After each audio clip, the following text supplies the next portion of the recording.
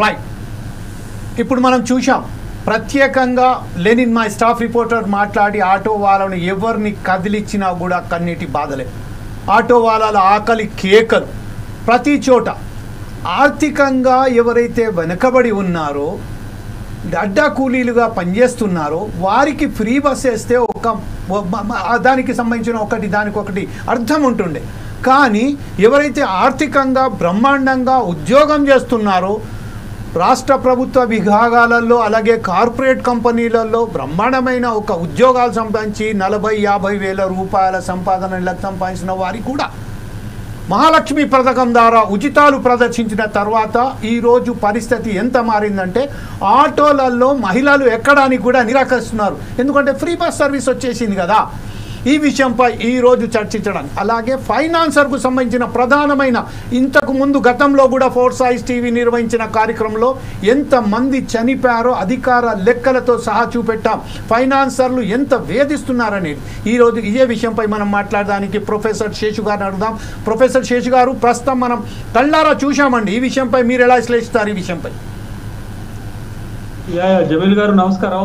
మీకు తర్వాత auto union సోదరులకు కూడా నమస్కారం. తెలంగాణలో 2023 శాసనసభ ఎన్నికలు జరుగుతున్నటువంటి సందర్భంలో కాంగ్రెస్ పార్టీ ఒక 6 గ్యారంటీలను ప్రకటించింది. 6 గ్యారంటీల్లో మొట్టమొదటి గ్యారంటీ మహాలక్ష్మి గ్యారంటీ ఉంది. మహాలక్ష్మి గ్యారంటీలో ఒక 3 ప్రామిసెస్ ఉన్నాయి. ఆ 3 ప్రామిసెస్లో ఒకటి ఏంటంటే ఆ పార్టీ అధికారంలోకి వస్తే మహిళలకు ఫ్రీ బస్ సౌకర్యాన్ని అందిస్తామనేటటువంటి ఒక కీలకమైనటువంటి హామీని ఇవ్వడం జరిగింది. అయితే ఇది కాంగ్రెస్ పార్టీ మొట్టమొదటి తెలంగాణ రాష్ట్రంలో ఇచ్చిన హామీ ఏం మాత్రం కాదు. ఢిల్లీలో గతంలో 2015లో ఎన్నికలు జరుగుతున్నటువంటి సందర్భంలో అక్కడ ఆమ్ ఆద్మీ పార్టీ కేజ్రీవాల్ అప్పుడు ఈ పథకాన్ని ప్రవేశపెట్టారు. మహిళలకు ఆర్టీసీ బస్సుల్లో ఫ్రీ బస్సు, తర్వాత విద్యార్థులకు ఆర్టీసీ బస్సుల్లో ఫ్రీ అనేటటువంటి ఒక పథకాన్ని ప్రవేశపెట్టారు. ఢిల్లీలో ఈ ట్రాన్స్పోర్టేషన్ సిస్టమ్ డిఫరెంట్ మన తెలంగాణలో ఉన్నటువంటి ట్రాన్స్పోర్టేషన్ కాబట్టి అక్కడ పెద్ద సమస్యలు ఏమి రాలేదు. అక్కడ ఆటో వాళ్ళ పైన కానీ లేకపోతే క్యాబ్ల పైన కానీ వాటిపైన ఏం ప్రభావం పడలేదు. కానీ వేరేస్ తెలంగాణకు వచ్చేసరికి ఈ మహాలక్ష్మి పథకం ప్రవేశపెట్టడం వల్ల ఆర్టీసీ బస్సుల్లో మహిళలకి ఫ్రీ ఇవ్వటం వల్ల జరిగినటువంటి పరిణామం ఏంటంటే అసలు ఆటోలు ఎవరు ఎక్కుతారు? ఎక్కువగా మహిళలు ఎక్కుతారు, పురుషులు ఎక్కరు. ఎందుకు ఎక్కరు అని అంటే పురుషులకు వ్యక్తిగత ట్రాన్స్పోర్ట్ ఉంటుంది. అంటే 2 వీలరు 4 వీలరు వాళ్ళకి పర్సనల్ ట్రాన్స్పోర్ట్ ఉంటుంది కాబట్టి తక్కువ శాతంలో ఆటోలు ఎక్కుతారు. కానీ ఎక్కువ శాతం ఆటోలు ఎక్కేటటువంటి వాళ్ళు మహిళలే.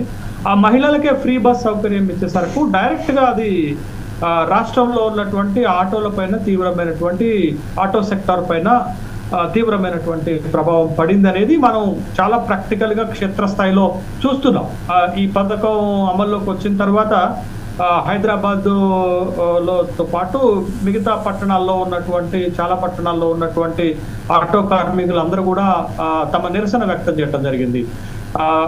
ఫ్రీ బస్ వల్ల మాకు నష్టం జరుగుతుంది, ఆటోలకి గిరాకీ డిమాండ్ లేకుండా పోతుంది, మా జీవన విధానం దెబ్బతినేటటువంటి అవకాశం ఉన్నది కాబట్టి ప్రభుత్వం మమ్మల్ని ఆదుకోవాలనేటటువంటి డిమాండ్స్ని కూడా ముందుకు తీసుకొచ్చిన క్రమంలో ప్రభుత్వము అప్పుడు ఆటో కార్మికుల సమస్యని ఆలోచించడానికి ప్రయత్నం చేసింది. మరి ఎందుకనో కానీ బహుశా ఫ్రీ బస్ ద్వారా ప్రభుత్వానికి వస్తున్నటువంటి మైలేజ్ ఆటో కార్మికులను ఆదుకుంటే రాదు అని ప్రభుత్వం అనుకుందేమో కానీ దాన్ని అటకెక్కించింది, మూలబడేసింది అనేటటువంటి విషయాన్ని గమనించాలి. ఇప్పుడు ఆటో సోదరుడు ప్రత్యక్షంగా మనకి చెప్తున్నాడు.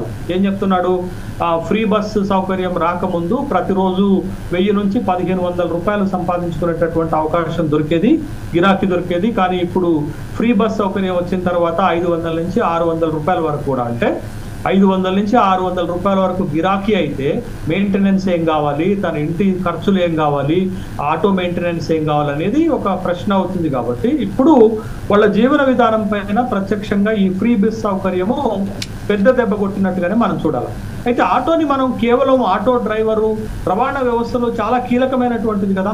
చాలా కీలకమైనటువంటి వ్యవస్థలో మనం ఇంకొక వైపును చూడాల్సినటువంటి అంశం ఏంటంటే ఇవాళ చాలా మంది ఆటో డ్రైవర్లు ఆటో తోలుకొని జీవనాన్ని గడుపుతున్నారు అని అంటే అదొక స్వయం ఉపాధి పథకం కిందగానే భావించాలి కదా. మనం ఒక స్వయం ఉపాధిగా చూడాల్సినటువంటి అవసరం ఉంది కదా.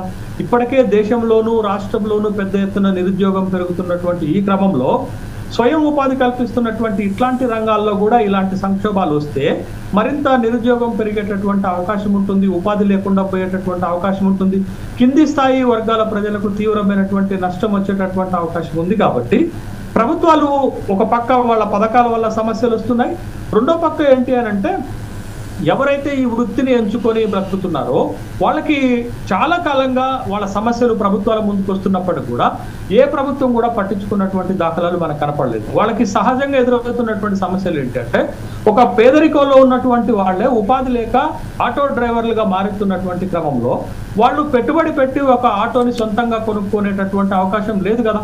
కాబట్టి వాళ్ళు ఏం చేస్తున్నారు, ఆటోని కిరాయికి తీసుకుంటున్నారు. అంటే వాళ్ళకి వచ్చినటువంటి కిరాయిలతోటి ఆటో కిరాయి కట్టడానికే సరిపోతుంది ఒక పక్క అయితే. రెండోది కొంతమంది ఫైనాన్స్ తీసుకొని ఆటోలు కొనుక్కుంటున్నారు. ఆ ఫైనాన్స్ వడ్డీ కట్టలేక, ఫైనాన్స్ కిస్తీలు కట్టలేక ఈ ఇబ్బందులు ఎదురవుతున్నాయి. దాంతో ఒక పక్క ఆర్థిక పరమైనటువంటి సమస్యలు, మరొక పక్క ప్రభుత్వాలు సృష్టించినటువంటి ఇట్లాంటి సమస్యలతోటి మొత్తంగా వాళ్ళ జీవన విధానం, వాళ్ళ జీవితం వ్యవస్థ మొత్తం దెబ్బతింటున్నటువంటి క్రమాన్ని మనం చూస్తున్నాం. అందుకే 2019లో ఆంధ్రప్రదేశ్లో అధికారంలోకి వచ్చినటువంటి జగన్మోహన్ రెడ్డి వాహన మిత్ర అనేటటువంటి ఒక పథకాన్ని తీసుకొచ్చారు. వాహన మిత్ర అనేటటువంటి ఒక పథకాన్ని తీసుకొచ్చి ప్రతి సంవత్సరము ఆటో డ్రైవర్స్ కి 10,000 రూపాయలు, అంటే తక్కువే కావచ్చు కానీ ఒక ప్రయత్నం చేశారు జగన్మోహన్ రెడ్డి.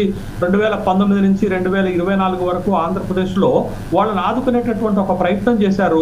10,000 రూపాయలు సంవత్సరానికి, అంటే దాదాపు 800 నుంచి 900 రూపాయలు ప్రతి నెల ప్రభుత్వం సహాయం చేసినట్లుగా మనం చూసాం అక్కడ వాహన మిత్ర పథకం. ఇక్కడ కూడా అలాంటి పథకాన్ని ఆటో డ్రైవర్స్ ని ఆదుకోవడానికి తీసుకురావాల్సినటువంటి అవసరం ఉంది. ఇది ఒకటైతే మన తెలంగాణలో కూడా ఒక పథకం ఉందండి, డ్రైవర్ కమ్ ఓనర్ అనేటటువంటి పథకం ఉంది.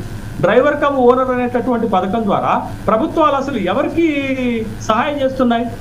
ఎస్సీ ఎస్టీ బీసీ కార్పొరేషన్ల ద్వారా ఫైనాన్సింగ్ ఇచ్చేసి వాళ్ళు కార్లో లేకపోతే ఆటోలో కొనుక్కొని వాళ్ళు వృత్తి చేసుకోమనంటే ఎవరికి ఇస్తున్నారు వీళ్ళు? అక్కడ కూడా అనర్హులకి ఇవ్వటం వల్ల నిజమైనటువంటి లబ్ధిదారులకు ఆ పథకాలు ఉపయోగపడటం లేదు అనేది చాలా స్పష్టమవుతున్నటువంటి నేపథ్యంలో ఇప్పుడు ప్రభుత్వం, ముఖ్యంగా తెలంగాణ ప్రభుత్వం దగ్గర ఉన్నటువంటి బాధ్యత ఏంటది? మహాలక్ష్మి పథకంలో భాగంగా ఫ్రీ బస్ తోటి నష్టపోతున్నటువంటి ఆటో డ్రైవర్లను ఆదుకోవాలి.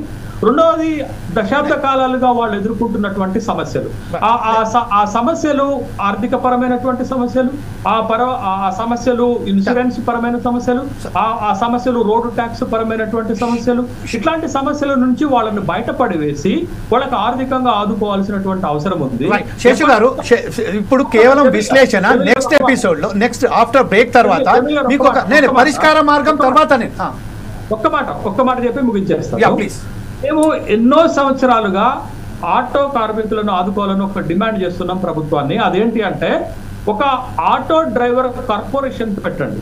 ఇవాళ ఎస్సీ కార్పొరేషన్ ఉంది, ఎస్టీ కార్పొరేషన్ ఉంది, బీసీ కార్పొరేషన్ ఉంది, అనేక కుల కార్పొరేషన్లు ఉన్నాయి, ఫెడరేషన్స్ ఉన్నాయి.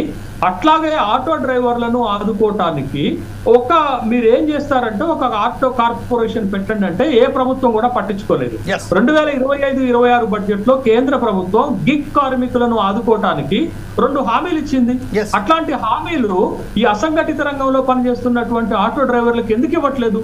ఇది ఒక పెద్ద సెక్టర్ కదా, వీళ్ళని ఓట్లు వేయించుకోవడం కోసమే వాడుకొని వీళ్ళ సమస్యలు పరిష్కరించడానికి ఏ ప్రభుత్వం కూడా ముందుకు రాకపోగా మరింత సమస్యల్ని ప్రభుత్వాలే సృష్టిస్తే వీళ్ళు ఎలా బ్రతుకుతారు అనేటటువంటి ఒక ప్రశ్నని మనం ఫోర్సైట్ సివి ద్వారా నేను ప్రభుత్వానికి చెప్తున్నాను.